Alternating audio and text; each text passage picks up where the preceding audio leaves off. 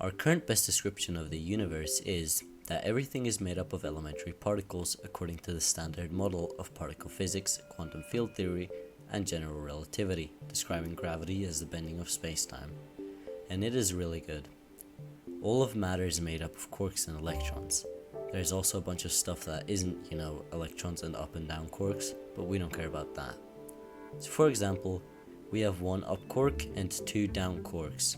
Now gluons mediate the strong force, which means that they bind the quarks together. The strong force is what holds tiny objects like this as well as atoms together. So instead of floating off never to be seen again, they stay together and form intimate relationships because the gluons hold them together, and because of that, hadrons can exist. Like for example this neutron. Now a neutron is neutral, which means it has no electric charge, and this is also explained by the standard model. The up quark has an electric charge of 2/3, and the down quarks have electric charges of -1/3 each. This together makes the neutron neutral since they cancel out and it has no charge. But there is one large problem. General relativity and quantum mechanics do not make up. General relativity just doesn't work on the quantum realm, and we don't have a particle in quantum mechanics that describes gravity. So here comes in string theory. String theory is a theoretical theory of everything, describing every particle, force of the universe, and most importantly, gravity on a quantum scale. So let's explore. Originally, the first version of string theory was bosonic string theory, which predicted the existence of the tachyon, which has an imaginary mass being the square root of -1. It would also be able to travel faster than light, causing it to go back in time, which isn't possible.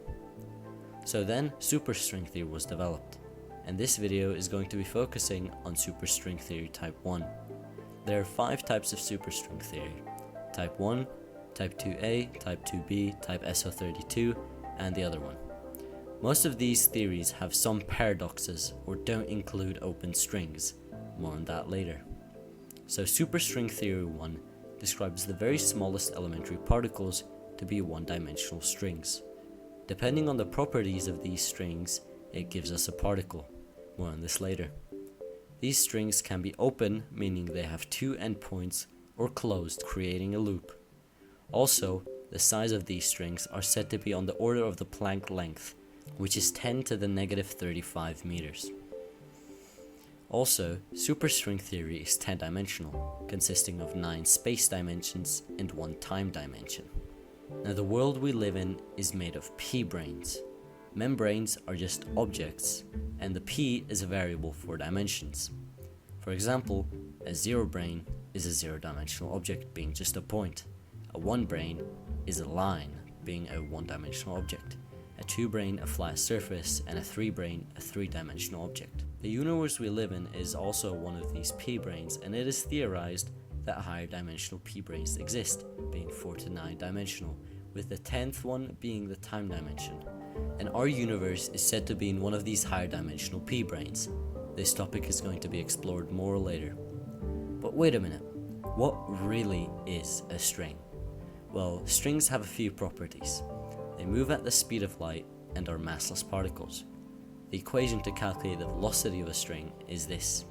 The velocity is equal to the square root of the tension divided by the mass. When we form this around, we get the mass is equal to the tension divided by the velocity squared. Since strings move at the speed of light, this turns into the mass is equal to the tension divided by the speed of light squared. Then the mass can be converted into energy, y = mc squared, because they are massless particles and don't have mass. Now, this is so beautiful. What this tells us is that the energy of a string is directly dependent on the tension of that string. Amazing.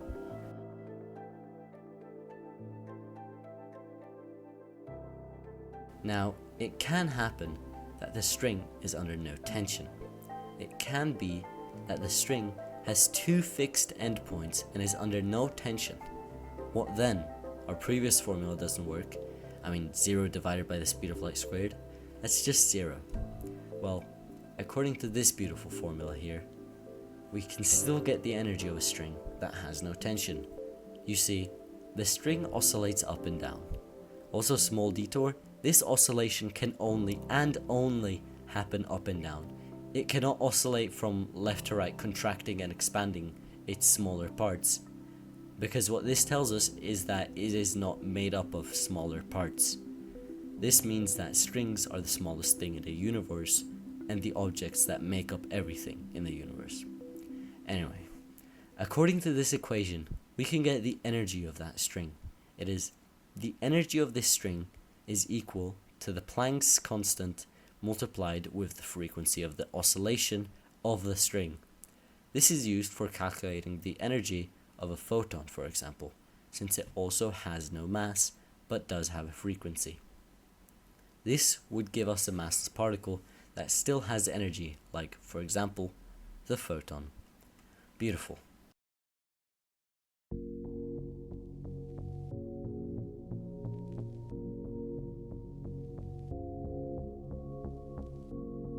Let's say we have a string like this. Quick side note, until now I've represented open strings as sine waves, but remember they can look all sorts of ways. Anyway, you see, where does the electric charge come from? Not from the tension or the frequency or the anything. Now, in real life, for example, electric charge of an electron is just an intrinsic property it has. It's not made up of anything that determines charge and gives it charge. Strings have orientation, meaning a preferred way of movement, depicted by these arrows. This is a geometrical feature of the string. Depending on this orientation, the string has a different charge. For closed strings, if it is going in one direction, it has a negative charge. If it's going in the other, it has a positive one. For a particle with no charge, like a photon for example, it has no orientation. Now, for open strings, the direction of the orientation determines the charge of the start and end point. If it is moving away from the start point has a negative charge and the end point a positive one, and vice versa. Spin of these strings is also determined by little mathematical objects called spinors. Depending on how these spinors are set up, they give the particle the spin it has. These are determined by integers or fractions as shown in the beginning. And particles can have different directional spins. For example, let's say we have a particle moving into the right and the spin is in the opposite direction. This particle would be left-handed because the spin and the movement are not aligned. Or it could be moving to the right and also be spinning in that direction. This particle would be called right-handed because the spin and the movement are aligned. Now, this is important because in string theory, the weak force doesn't interact with right-handed particles, only left-handed ones.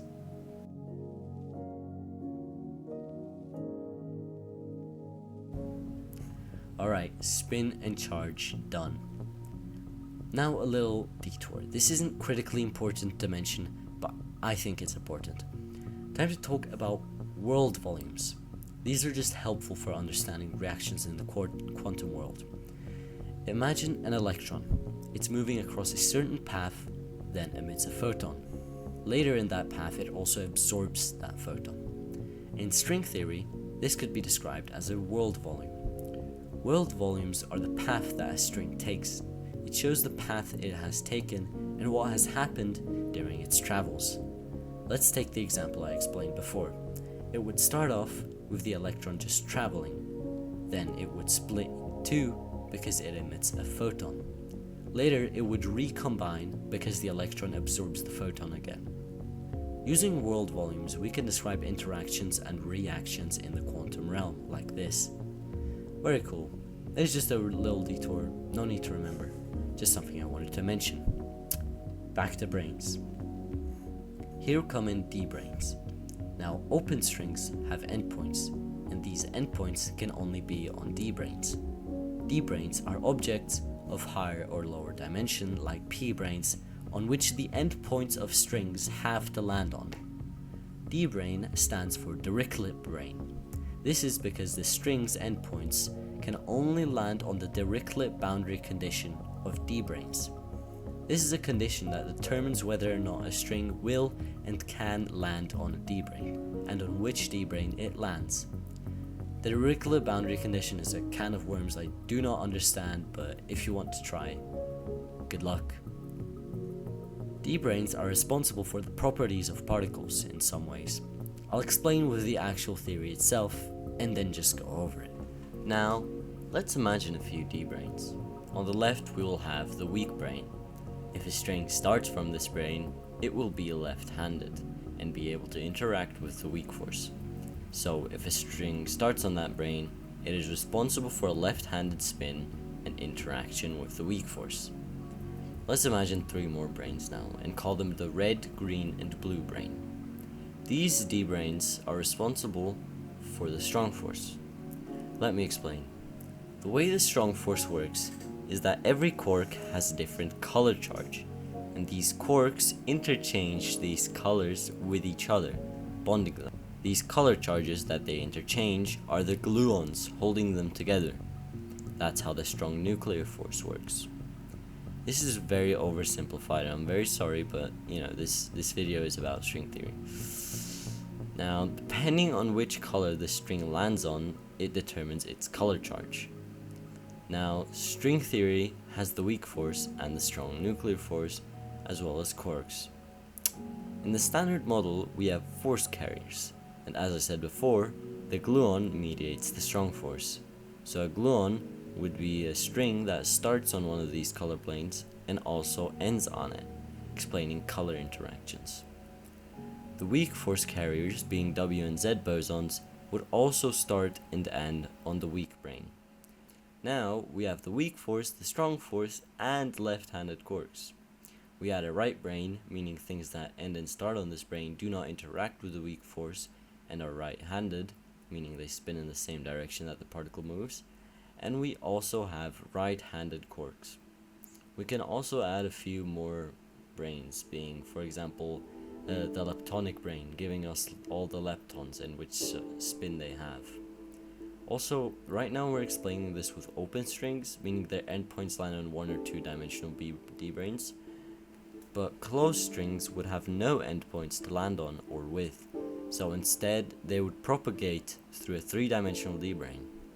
Now, most importantly, one of these D-branes could be, for example, the gravity brane. The gravity brane would allow us to have a graviton, which is the particle that mediates the gravitational force. And now, ladies and gentlemen, if this theory were to be correct, we would have a theory of everything, explaining quantum gravity, which is a big part of physics, still missing today. But we don't. We don't know if this is right. The experiments don't show evidence that this is correct. The graviton has not been proven to exist. Neither have been strings, and there are so many theories of string theory. How do you know which one's correct? And either way, none of them prove the existence of dark matter. You see, these theories are all different in their own ways, but we realized some of them are similar, and we came up with dualities. There's types of dualities, like S-duality and T-duality. S-duality is when in one theory some group of particles, for example, decay and combine often, only doing this infrequently in another theory. These two theories would be dual to each other, meaning they have a form of duality. So S-duality is when something changes a little bit or a lot. T-duality is when something gets swapped. For example, in T-duality, we could have a circle with a radius of r, while in another theory, the radius would be 1 over r.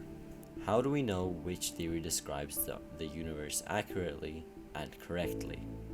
Also, to the dimension thing, it is frustrating that this theory needs 10 dimensions, some need 11, and bosonic string theory, the original theory, needs 26. I mean, where are they? It could be that our universe is one 3-brane inside of a 4-brane object, which itself could be in a 5-brane one, and so on. This is called the brane world scenario. Or it could be that these dimensions curl up on each other, being infinitely small. That's why we can't see them. Imagine it like this. you have a cylinder. This object is obviously three-dimensional. It is height, width, and length. But in the perspective of an ant crawling on it, it is two-dimensional. It can move up, down, left, right. If you go really far away, this appears to be just one-dimensional, being only up and down. This is what could be happening to these dimensions, that we aren't looking close enough. But, yet again, string theory is proven to just not be correct in that sense that it is not finished. We don't have a full, entire definition of string theory. Little bits and pieces are missing. All forms of string theory also describe 10 to the 500 slightly different universes. So, how do we know it describes our one correctly? Even though it is not correct, it's fun to think about, and this is why I made the video. And honestly, it was pretty fun to learn about as well. Now, string theory is a real hope. If we prove all of this to be correct, it would be a theory of everything, and who knows, maybe we discover something in the future which might be described perfectly by a type of string theory. String theory has helped with real things in the past before, but it seems the theory itself is incorrect. Thank you for listening, and thank you for watching. Also, I just wanted to mention real quick, I did make a mistake. That is, the formula for the energy and mass of a string. You see, the formula isn't m is equal to tension divided by speed of light squared, because m is not equal to mass. M is mass density, mass divided by length, so the calculations are a bit different. The mass density is equal to the tension over the speed of light squared. The mass of a string is equal to the tension multiplied by the length, divided by the speed of light squared. By E equals mc squared, we know that the energy of a string is equal to the tension multiplied by the length. The length would be equal to the energy over the tension, and the tension would be equal to the mass density times the speed of light squared. Problem with all of this though, it uses units we don't know, like length and tension, so we really can't calculate anything. I just wanted to say this because I under no circumstances want to share incorrect information. If you notice something seems weird or just have any questions about the topics discussed, leave a comment, but still, thank you for watching.